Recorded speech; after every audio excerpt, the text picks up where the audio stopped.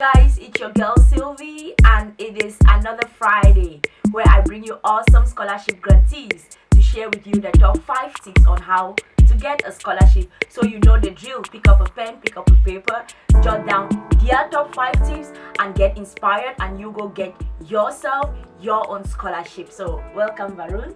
Thank you, Sylvie. Alright, please introduce yourself. Well, myself Varun, I'm hailed from India and I'm an undergraduate over here on a MEXT Scholarship.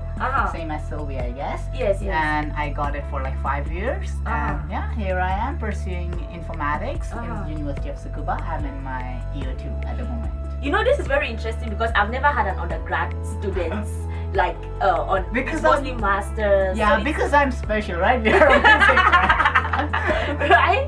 Yeah. So like you're the first undergrad student, because I know that like at the level of the undergrad it's like very, very competitive. So many people would really like to hear your story. So tell us, like, what are your top 5 tips on how students can get a scholarship? Like for the scholarship, the process is kind of different, but I guess it's kind of different with the masters, but it's same across the undergrads across the globe in all the countries.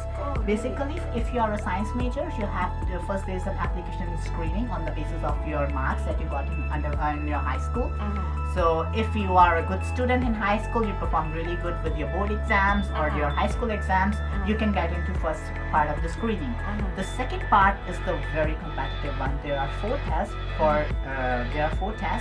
for natural sciences, because I was from informatics, so I have to give 4 tests: English, mathematics, physics, and chemistry. English is kind of easy because it was like an easy peasy, but maths, physics, and chemistry are really difficult. I really believe that what students usually coming from just like say, oh, it's an scholarship and you'll get money from the there is always a sense of independence, but this is not the be all and end all for a scholarship. If you go to an interview and you just say, okay, you are like I will be financially independent, that's not a reason you give.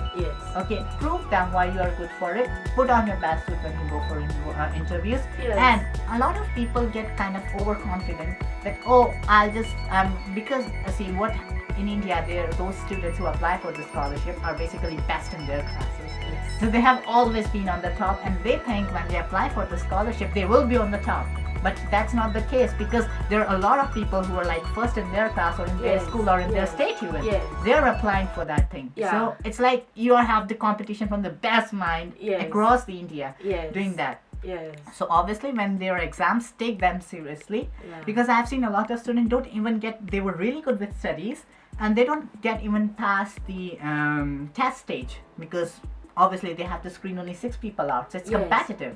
So and then they kind of like depressed or they are shattered, but I will just tell them, okay, when you have to go for an exam, treat it as an exam, not as like, oh, it's just a formality. No, it's something that they are screening you. Told me that there are like 2 students from Indian IITs. We call it IITs back in India. There are 2 students from IITs back there. Why should I select you over those?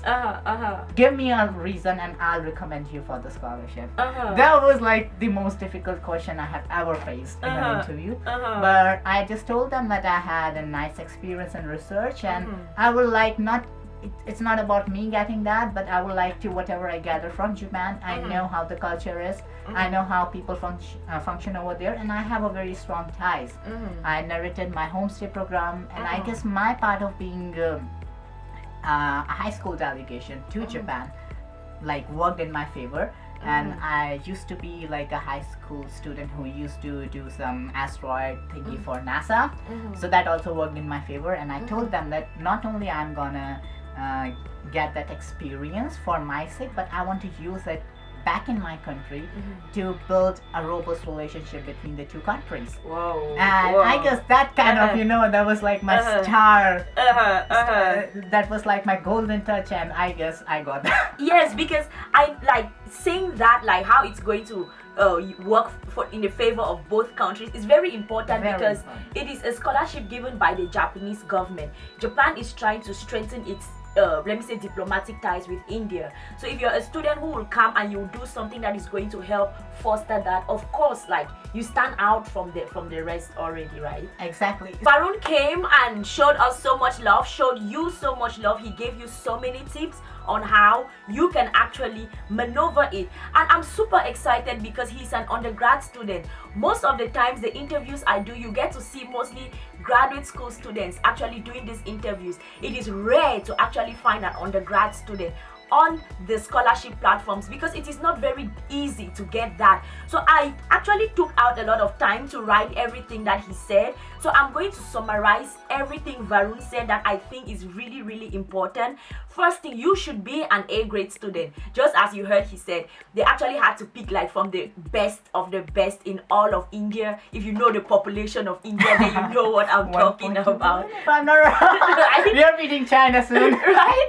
So if you know the population of India, then you know what we're talking about when they say it's like the competition is really, really not easy. And also in his program, they actually had to do 4 subjects that were very important: math, physics, chemistry, English. So you actually have to study hard for these papers that you are actually going to write, because as he said, math, physics and chemistry really wasn't very easy. It was very difficult, so make sure you study as much as possible. And also put on your best suit when you go for the interview. Sell yourself as much as possible. What are the strong points that you have? What are those things that can make you stand out from the rest of the crowd? He had come to Japan before.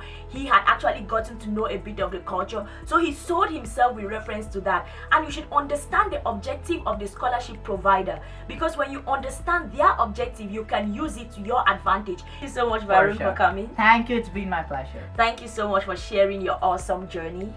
I think so many students will learn a lot, especially undergrad students, those in high schools now. I think they will learn a lot from your journey. Okay, that is all we had time for, guys. Thank you so much for tuning in. Thank you so much for listening. You know, Fridays I will keep bringing awesome scholarship grantees to share their tips with you. Thank God today we had an undergrad. We have always been having like graduate school students, so now we have an undergrad student. So you all in high school, this relates to you. Make sure you watch the video a couple of times, take down the notes, learn from Varun's journey, get inspired, go get yourself a scholarship. I do videos every Friday, Saturday and Sundays. Friday I invite scholarship grantees to share their journey with you. Saturdays I do stupid crazy videos about my experiences in daily life. It's okay. And then on Sunday I do beauty videos where I teach you how to do makeup by yourself, how a girl should take care of herself. So make sure you check all the videos. I'm going to put them on the side. And make sure you hit that subscribe button. Rate, like, comment, subscribe. And we will see you in the next video. From Varun and I, peace out. Bye bye.